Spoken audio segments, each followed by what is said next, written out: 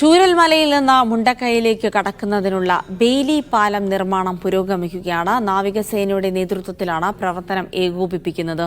നിർമ്മാണം വൈകിട്ടോടെ പൂർത്തിയാകും. സാജിദ് അജ്മൽ തയ്യാറാക്കിയ റിപ്പോർട്ടിലേക്ക്. ദുരന്ത മേഖലയിലെ രക്ഷാപ്രവർത്തനത്തിനായി സൈന്യം ബെയിലി പാലം നിർമ്മിച്ചുകൊണ്ടിരിക്കുകയാണ്. നേരത്തെ ഒരു താൽക്കാലിക പാലമാണ് ഉണ്ടായിരുന്നത്. ഇത് രക്ഷാപ്രവർത്തകർക്ക് ഈ മുണ്ടേരി ഭാഗത്ത് ഈ ഉരുൾപൊട്ടലിന്റെ ഏറ്റവും തീവ്രമായ പ്രശ്നങ്ങൾ ഉള്ള ഭാഗത്തേക്ക് എത്താനായിരുന്നു.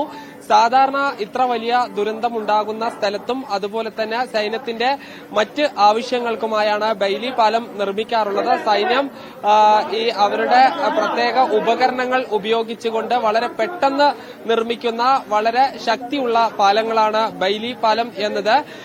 ഇത് ഉപയോഗിച്ച് നമുക്ക് വളരെ പെട്ടെന്ന് അങ്ങോട്ട് എത്താനും തിരിച്ച ആളുകളെ എത്തിക്കാനും കഴിയും. ഈ ദുരന്ത നിവാരണ പ്രവർത്തനങ്ങൾക്കായി തിരച്ചിലിനായി നേരത്തെ തന്നെ സൈന്യവും അതുപോലെ തന്നെ രക്ഷാപ്രവർത്തകരും പോലീസും മറ്റ് സംവിധാനങ്ങളുമെല്ലാം അവിടെ എത്തിയിട്ടുണ്ട്. ഇത് താൽക്കാലിക പാലത്തിലൂടെ ആയിരുന്നു. പക്ഷേ ഇങ്ങോട്ട് ആളുകളെ തിരികെ എത്തിക്കുക എന്നുള്ളത് ആ താൽക്കാലിക പാലത്തിലൂടെ പൂർണ്ണമായി നടക്കില്ല. നേരത്തെ പരിക്കേൽക്കാത്ത മറ്റ് ആളുകളെ എത്തിച്ചിരുന്നു. ഇനി വരാനുള്ളത് ഈ പരിക്കേറ്റ ആളുകൾ, അതുപോലെ തന്നെ മൃതദേഹങ്ങൾ, ഈ ഗുരുതരമായ പരിക്കേറ്റ ആളുകൾ തുടങ്ങിയവയുണ്ട്.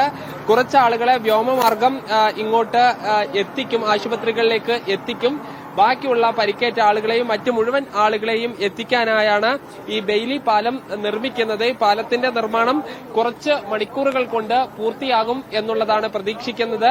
അങ്ങനെയാണെങ്കിൽ എത്രയും വേഗത്തിൽ ആളുകളെ ഇങ്ങോട്ട് എത്തിക്കാനും കഴിയും എന്ന് മാത്രമല്ല കൂടുതൽ ഉപകരണങ്ങൾ എത്തിക്കാൻ കൂടി കഴിയും. കാരണം ആ ചെറിയ പാലത്തിലൂടെ കാര്യമായി ഈ സുരക്ഷാ പ്രവർത്തനങ്ങൾക്കായി ഉപകരണങ്ങൾ എത്തിക്കുന്നതിന് പ്രയാസം നേരിടുന്നുണ്ട്. ഈ ബെയിലി പാലം കൂടി വന്നു കഴിഞ്ഞാൽ കൂടുതൽ ഉപകരണങ്ങൾ എത്തിക്കാനും അതുപോലെ തന്നെ ആളുകളെ പുറത്തെത്തിക്കാനും കഴിയും.